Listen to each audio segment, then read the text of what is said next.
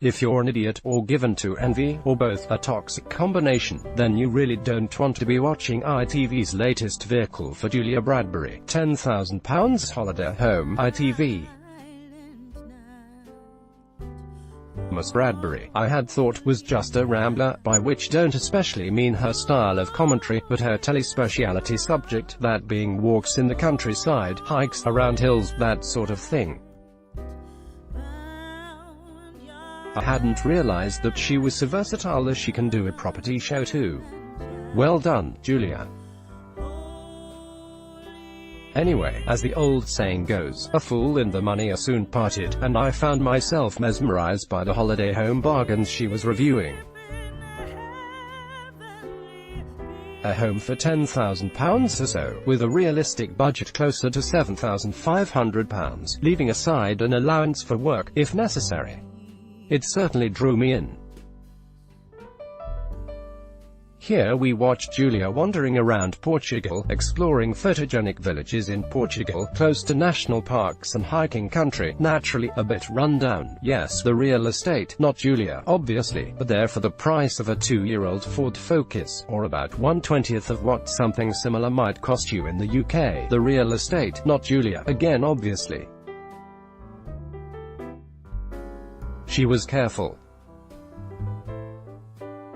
One delightful cottage was on the market for a tempting £8,000 or so, but would need another £25,000 spending on labour for renovation, so ruled it out.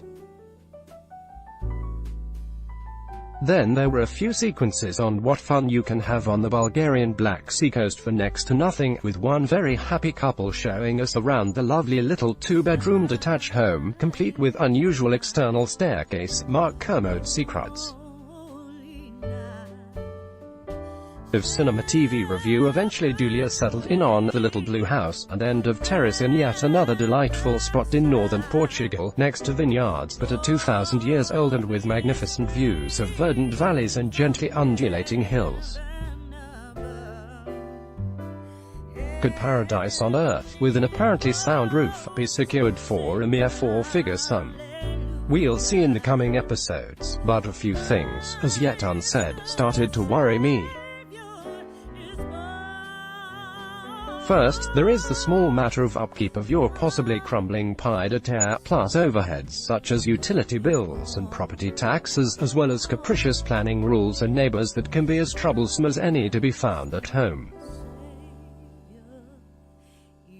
What happens if you get squatters? Second, with the UK heading for the harshest of hard Brexits, I couldn't quite be confident that property taxes and expatriate property rights will be as protected as they are today. As fellow EU members, our relationships with the likes of Bulgaria, Croatia and Portugal might gradually evolve, to the detriment of equal treatment for British citizens. On the other hand, I guess you could see a property valued in euros as a modest hedge against the UK property market slumping, but not much of one. For the dedicated Europhile, it'd be somewhere to emigrate for when Nigel Farage gets into number 10. Starman Mark Kermode tackles science fiction in the latest Secrets of Cinema. BBC. An alternative also covered in the show a little incongruously is to find an old camper van, caravan, bus and convert that into a holiday home, albeit without much in the way of conveniences.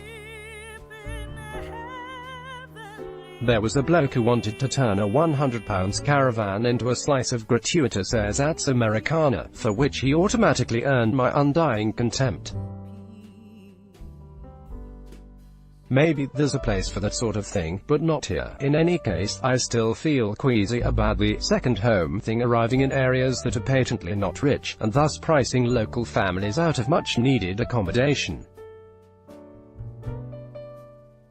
This is what has happened, all too grievously, in trendy gentrified places such as Cornwall and North Norfolk, for example, and I don't see why such a fate should be visited upon struggling rural communities on the continent either. The Sons of Glyndŵr used to have a way of discouraging outsiders from acquiring patches of rural Wales, and we wouldn't like to see a return of that anywhere, now would we? Julia did conscientiously want to find out what her new Portuguese neighbors made of the interloper, and was relieved to find them welcoming, on the grounds that the village was depopulating and it was nice for them to have the company. But you're not really moving in and revitalizing the community if you're only going to spend a few weeks a year there. The most you'll inject into the local economy is a couple of grand lawn builders, groceries and those cute custard tarts they do. Your kids won't be going to school there, and you won't be using many of the local services and businesses. You're a tourist, albeit one of fixed abode. Which brings me to the unspoken downside left out thus far in Julia's quest. Might you get a little bored by going to the same place for your holes, year in, year out? Just a thought. Yeah, I keep thinking about the idea because I'm just acquisitive and like the idea of buying a home on a credit card or overdraft. Envy and idiocy are as powerful as they are insidious. I may yet succumb. Obrigada and good night. Now, I make no apology for mentioning once again the gem-like Mark Kermode's Secrets of Cinema, BBC 4. In this fourth of 5 parts, he travelled through time and space to explore the strange new and old worlds of the science fiction movie. Again, the chaptered, thematic approach worked well, working across nations and filmmakers to deconstruct and identify the essence of what makes for, respectively, convincing and involving time machines, space travel, the expanse of space itself, aliens' best fun of all, robot companions, and technology takes over.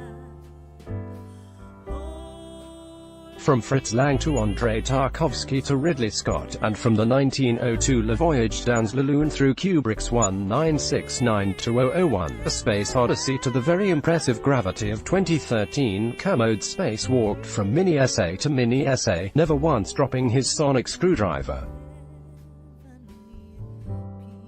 In homage to David Bowie and his still weird as hell The Man Who Fell to Earth 1976, I like to think of Kermode as the critic who fell to Earth, a humanoid alien of benevolent intent and of much greater intelligence and perception than our Earth civilization.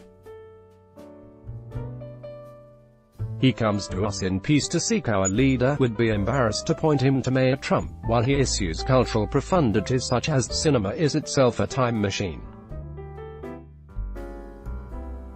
A sequel series, please.